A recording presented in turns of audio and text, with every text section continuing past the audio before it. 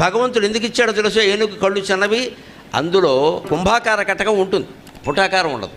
కుంభాకార కటకం ఉంటే కళ్ళల్లో ఏం జరుగుతుందంటే ఎదురుగా చిన్నగా ఉన్నది కూడా పెద్దదిగా కనపడుతుంది, అదో కర్మ. అందుకని ఏనుగు అడవిలో ఒక చిన్న మేకను చూసింది అనుకోండి, అది మేకలా కనపడదు, ఐరావతంలా కనపడుతుంది. అమ్మో ఇది నాకంటే పెద్దది అని వెళ్ళిపోతుంది. అలా కనపడలేదు అనుకో, ఓ తొక్కు తొక్కేస్తుంది.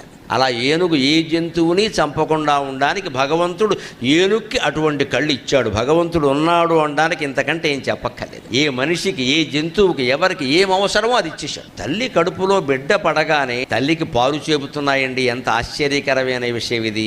అంటే పుట్టిన బిడ్డకి 2 సంవత్సరాల పాటు గ్యారంటీ ఇచ్చాడు దేవుడు. ఇంతకంటే దేవుడు ఉన్నాడు అనడానికి రుజువు ఏమైనా కావాలా? ఇలా గర్భం ధరించగానే పాలు చేపడం ఏమిటండి?